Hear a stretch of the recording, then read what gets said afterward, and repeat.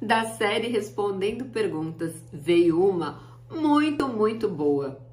Silvia, é possível dormir tranquilo exercendo a função de DPO ou encarregado pelo tratamento de dados pessoais?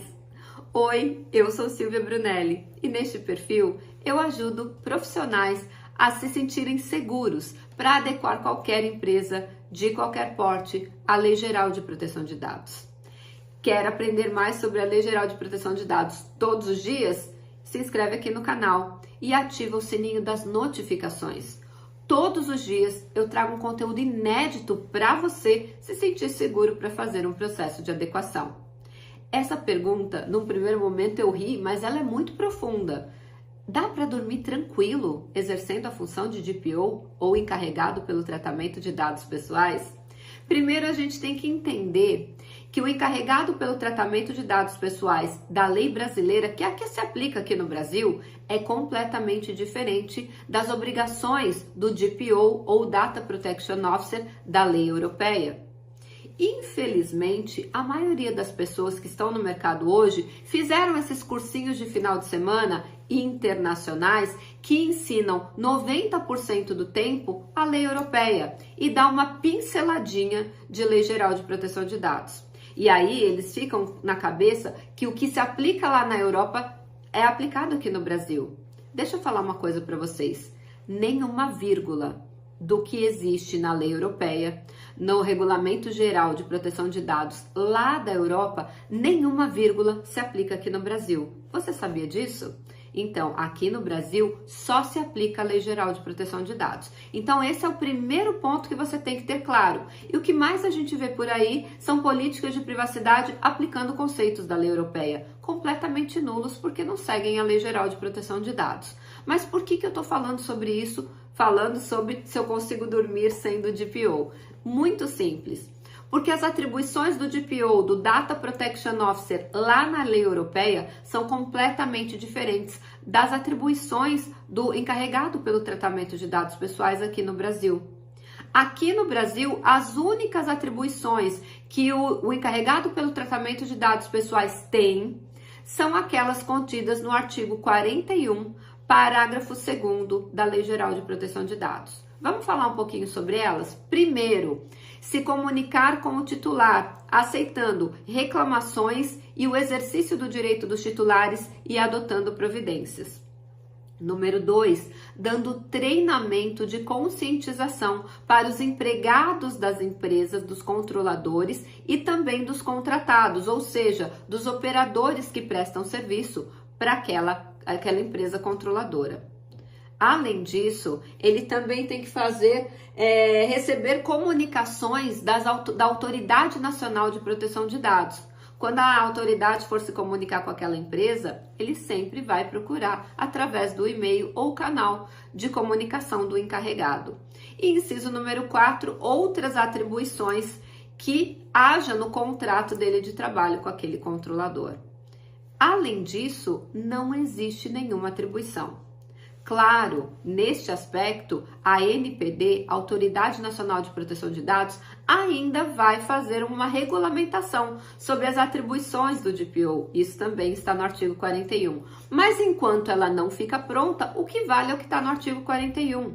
E lá na Europa, o DPO, ele é responsável por muito mais coisas. Aqui é pelo tratamento de dados nesses 4 incisos do parágrafo 2º do artigo 41.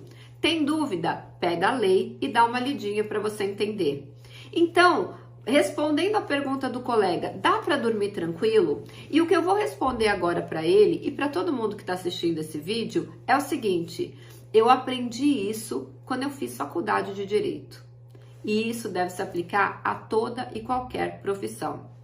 Você precisa separar o profissional do pessoal. Quando você desligar o seu computador, se você estiver trabalhando em home office, ou quando você sair do seu posto de trabalho, quando você trabalha presencial, você deve desligar a chavinha do profissional e ligar a chavinha do pessoal. Não mistura.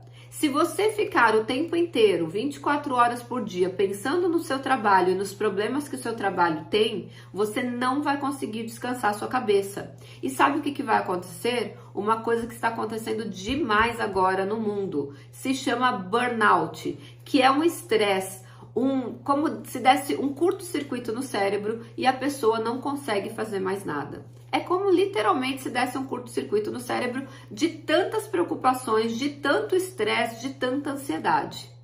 Quando você se preocupa com algo do trabalho a ponto de não conseguir dormir, você está preocupando, ou seja, trazendo problemas futuros para o presente.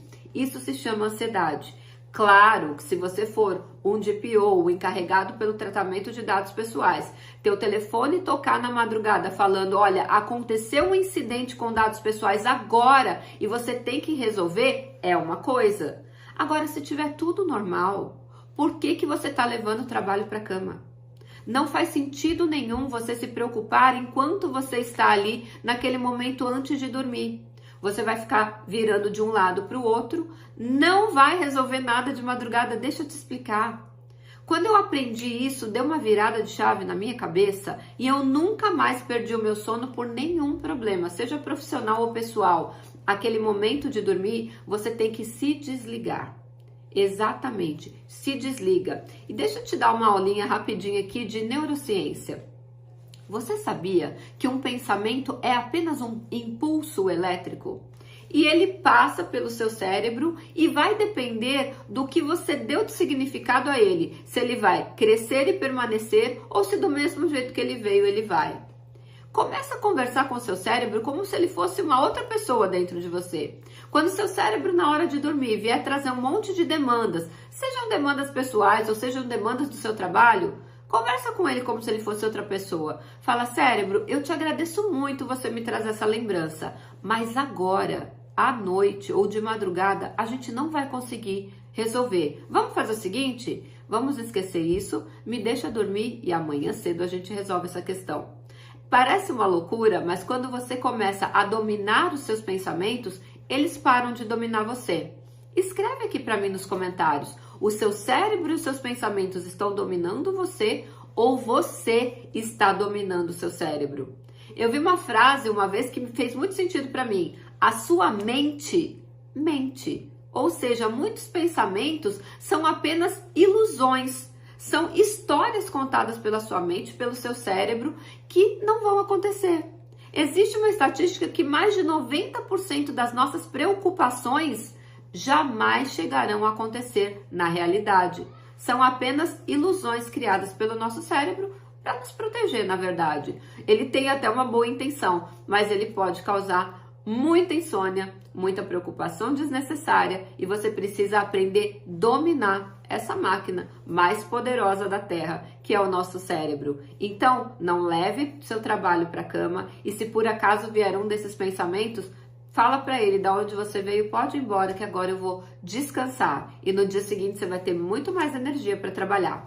Fez sentido para você esse conteúdo? Então, antes de ir embora, aperta o like.